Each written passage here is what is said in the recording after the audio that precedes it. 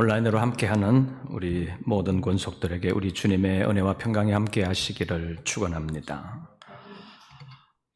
벌써 사순절 다섯째 주일을 보냈습니다. 사순절은 40일의 절기라는 뜻을 가지고 있습니다.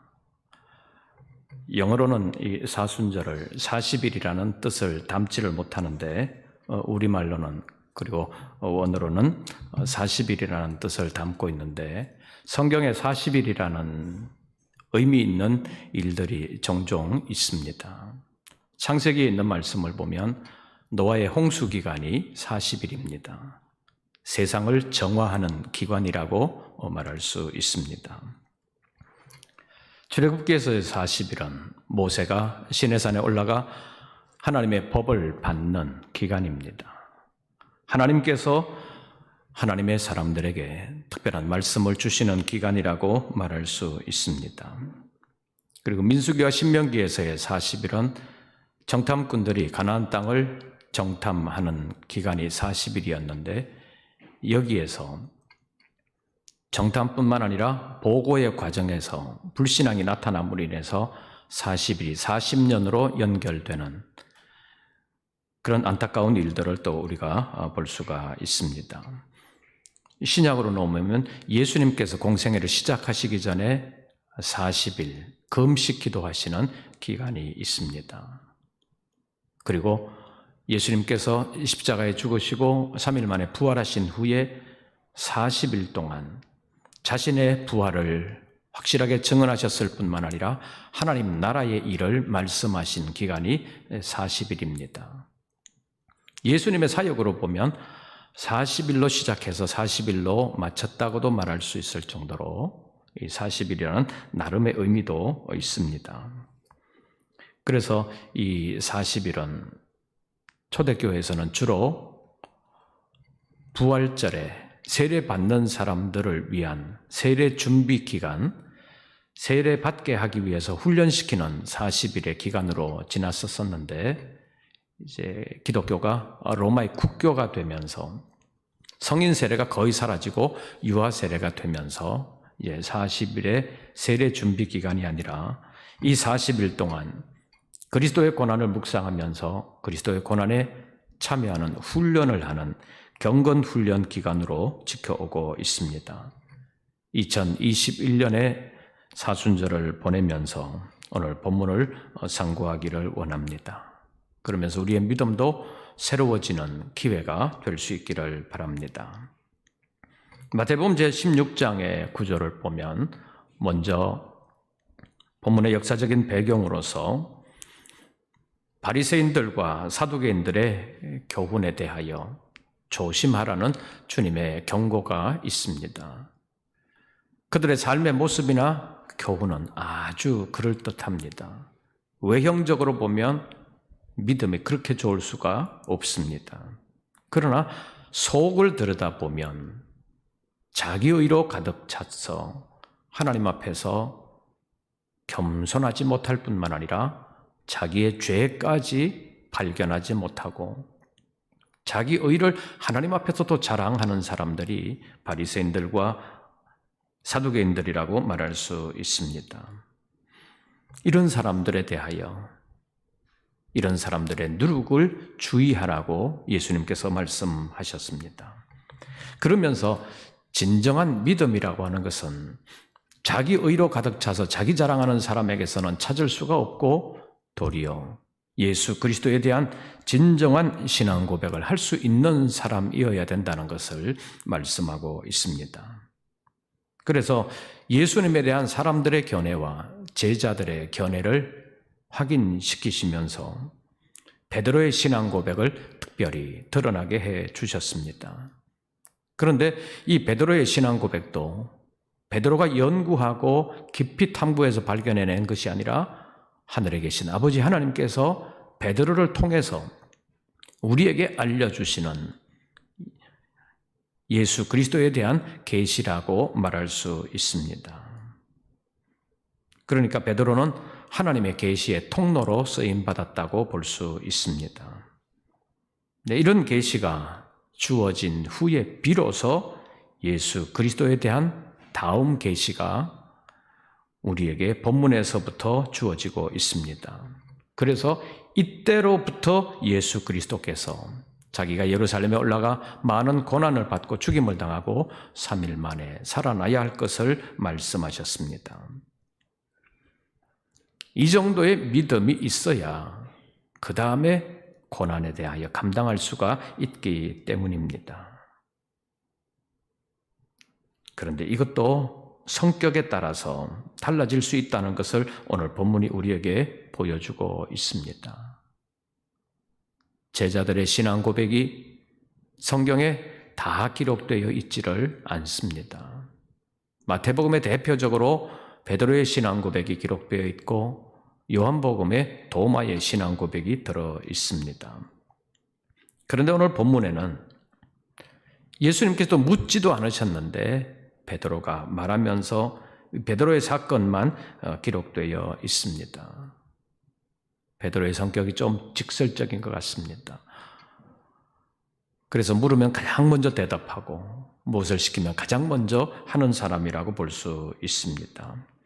그래서 오늘 본문에서는 예수님께서 예루살렘으로 올라가 고난을 받고 죽임을 당하고 3일 만에 부활하실 것을 말씀하셨을 때 묻지도 않으셨는데 베드로가 예수님 편든다고 말한 것을 인하여서 어쩌면 된통 혼나는 장면이 있습니다.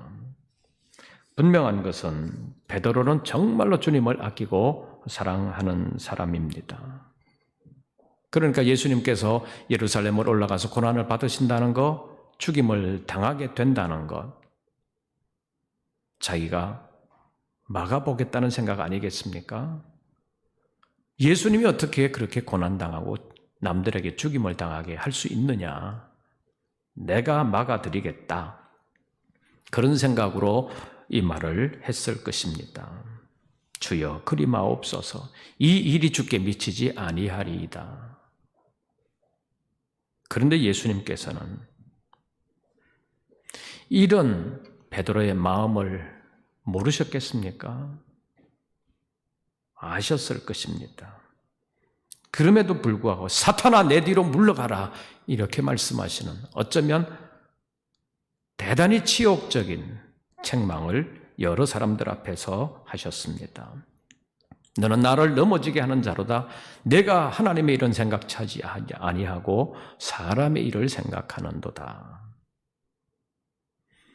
정말로 예수님을 사랑하는 제자인데 주님께서 베드로의 마음을 아셨을 텐데도 불구하고 왜 이렇게 책망을 하셨겠습니까? 인간적인 사랑도 지나치면 하나님의 일을 그르칠 수 있다는 것입니다.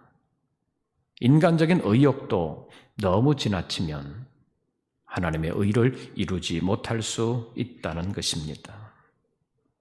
그래서 예수님께서 누구든지 나를 따라오려거든 자기를 부인하고 자기 십자가를 지고 나를 따라오라고 말씀하셨습니다. 자기를 부인하지 아니하면 자기의 일이 먼저 보이고 사람의 일이 보이고 하나님의 일은 보이지 않습니다. 인간으로서의 제자 베드로는 다른 제자들보다 훨씬 더 주님을 사랑했습니다. 그래서 후대의 사람들은 예수님을 가장 사랑한 제자가 누구냐? 베드로다. 요한이 주님의 사랑을 많이 받았지만 베드로는 정말로 주님을 헌신적으로 사랑한 사람이다. 그렇게 평가하고 있습니다. 그럼에도 불구하고 사탄이라고 책망을 받는 그런 어려움도 당했습니다. 이것을 통해서 우리는 이 사순절에 우리는 어떤가 하는 것을 생각해 볼 필요가 있습니다. 우리의 믿음은 인간적인 욕심으로 치우쳐 있지는 않은가? 주님보다 내가 앞서지는 않은가? 라는 것을 생각해 볼 필요가 있습니다. 아까 말씀드린 것처럼 베드로는 정말로 그 어느 누구보다도 주님을 사랑해서 그 말씀을 드렸는데도 불구하고 사탄이라고 책망을 하시면서 내 뒤로 물러가라고 말씀하셨습니다. 이것은 예수님께서 베드로를 미워하셔서 하시는 말씀도 아니요, 베드로가 기분 상할 것을 몰라서도 아닙니다. 어쩌면 그때에 있을 베드로보다 그 후대에 정말로 많이 일어날 베드로 같은 사람들을 위해서 미리 주시는 말씀이라고 볼 수 있습니다. 결국에는 오늘의 우리를 위하여 주시는 말씀이라고 볼 수 있습니다. 인간적으로 어떤 일들을 한다고 너무 욕심이 앞서면 주님의 일을 그르칠 수도 있다는 것입니다. 본문에서 베드로의 마음에 주님을 향한 인간적인 생각이 아주 컸기 때문에 예수님을 아끼는 마음으로 한 말이 사탄이라고 책망받는 요인이 되고 말았습니다. 그래서 인간적인 욕심과 함께 진리와 비진리를 정말로 냉정하게 분별할 줄 아는 지혜가 필요합니다. 여기에 자기를 부인해야 된다는 것입니다. 자기를 부인해야 된다는 깊은 뜻이 여기에 있습니다. 오늘 본문이 우리에게 주시는 교훈은 수제자라고 불리는 베드로도 인간적인 생각이 앞서면 책망을 받는다는 사실입니다. 여기 자기 부인이라는 것은 철저한 자기 부정이요, 주님께 대한 온전한 순종입니다. 나는 종이고 예수님이 나의 주인이십니다. 이제부터는 나의 뜻은 없습니다. 이것이 자기 부인이라고 말할 수 있습니다. 그리고 십자가 진다는 것은 그냥 고난당하는 것이 아니라 다른 사람을 살리기 위해서 당하는 나의 고난이라고 말할 수 있습니다. 자기 몸 약한 것 때문에 좀 힘들어하는 거, 아니면 형편이 어려워서 좀 고생하는 거, 이런 것이 본문이 말하는 십자가가 아니라 다른 사람을 살리기 위해서 내가 당하는 고난, 그것을 지고 주님을 따라오라는 말씀입니다. 그런데 우리가 생각해 보면 베드로는 이런 책망을 받았지만 완전한 실패자는 아니었습니다. 왜냐하면 베드로는 인간적인 사랑으로 끝낸 사람이 아니기 때문입니다. 인간적인 사랑이 나타날 때도 있었지만 사명적으로 온전히 주님을 따르고 주님께 순종했던 사람입니다. 그래서 쿼바딜스라는 영화에서 보여주는 것처럼 베드로는 끝까지 주님을 따랐습니다. 주님께 순종했습니다. 인간적인 사랑보다 주님을 향한 사랑이 훨씬 더 컸다는 것입니다. 성령의 이끌림을 받는 사랑으로 승화되어 끝까지 아름답게 쓰임받는 사람이 될 수 있었습니다. 목숨을 내어놓을 만큼 사명적인 사랑으로 풍성한 사람이었습니다. 주님을 따르기를 원하고 스스로 훈련하면서 주님의 제자이기를 원하는 사랑하는 권속 여러분, 이 사순절에 자기를 부인하고 자기 십자가를 지고 따라오라는 주님의 말씀을 다시 한 번 더 기억하면서 주님을 아름답게 따라가고 귀하게 쓰임받는 진정한 주님의 제자들 되시기를 주의 이름으로 축원합니다.